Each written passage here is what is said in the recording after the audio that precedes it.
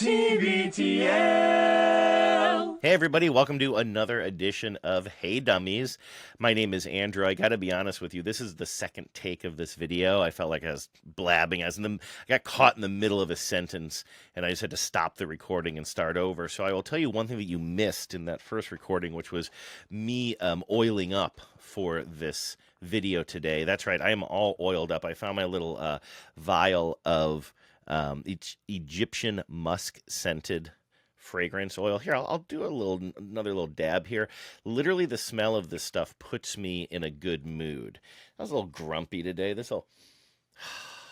It really, really brings a smile to my face. I love my Egyptian musk. Anyway, that's not what we're here to talk about. This is the Hey Dummies video. This is where you send me and Luke questions, and we answer them to the best of our abilities.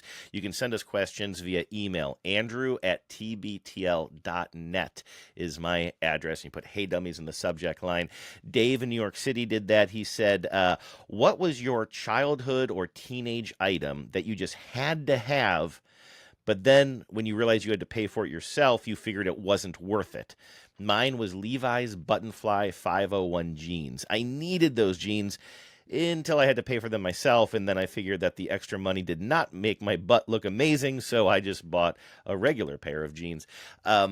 David, I've been thinking about this, well, for at least 2 or 3 minutes, and I can't think of anything that specific. I got to say, like, kind of growing up, my parents were very good to me. I didn't buy most of my own clothes until I was older, and then I was just going to, like, thrift stores or whatever and buying these oversized shirts that I probably shouldn't have been caught dead in. But it was the 90s, and we had fun.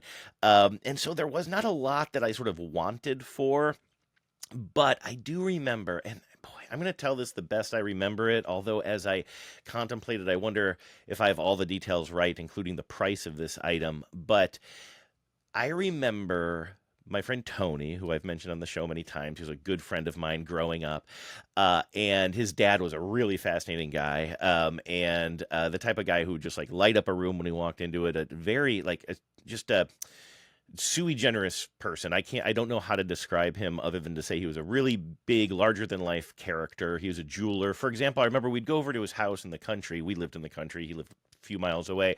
Pretty unassuming house, but because he worked in metals and gold and everything, he just had like gold doubloons that he would just keep like 1 or 2 of them just down in the bottom of the fish tank. It was always just such an exciting place to go and hang out at the Corey's house. And somehow, because he walked in some sort of, he traveled in circles that I'll never understand, he ended up somehow getting his son, my friend Tony, a cartridge, a Nintendo cartridge, the original NES. But it was a bootleg cartridge that had 82 games on it. And a lot of the games were already pretty dated by this point. So let's say this is in the early 90s. Some of these games are like Atari games that are more from the 80s or what have you. And a lot of them had some of the games on this cartridge, they were like misinterpreted because they were like American games that had been translated probably into Japanese and then back again. So you ended up with like Dig Dog instead of the game that was clearly Dig Dug. And anyway, it was a great treat. I'd play this game at Tony's house, and then somehow Tony's dad acquired another one of these cartridges that was like double the number of games on it. And so I can't remember if I ended up buying the first cartridge, the one with 82 games on it.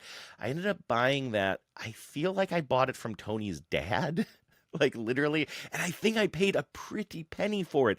I think I paid something like $200, which sounds crazy to me now, especially at that time in my life. But, I had some money from like just gifts like First Communion and stuff that I saved my entire life. And I had some jobs at this time. I was probably working for my dad part-time. But I swear I paid either Tony or Tony's dad $200 for this now slightly used cartridge with 82 games on it. And I got to say, worth it, man. Absolutely worth it. I had that thing for years, and I clocked so many hours. One of my fond memories of that game cartridge would be maybe a few years later when I was living in Lakewood, Ohio, and it was starting to feel a little bit more like sort of teenage freedom. And I would spend my afternoons going to record stores, buying used cassette tapes, bringing them back home, and like listening to them, several times in a row while just playing like dumb like 1980s baseball video games, like the most rudimentary sort of Atari games. But I would just like play these stupid games and listen to music for hours and hours and drink Hawaiian punch.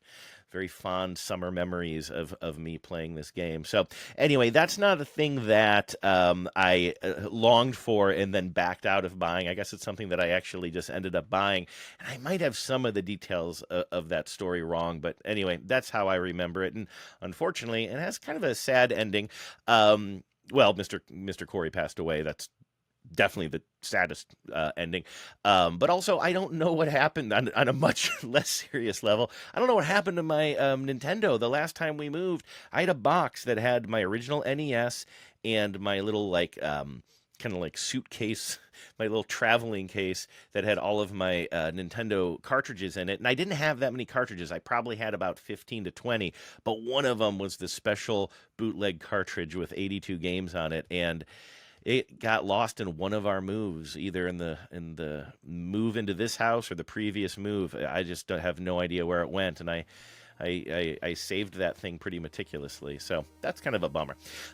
Anyway, if you have any questions for us about our childhood, about the things we longed for, email me, andrew@tbtl.net, and put "Hey Dummies" in the subject line. I hope you guys all have a great weekend. We'll talk to you soon. Swinging in the backyard, pull up in your fast car, whistling my name. Open up a beer and you take it over here and play a video game.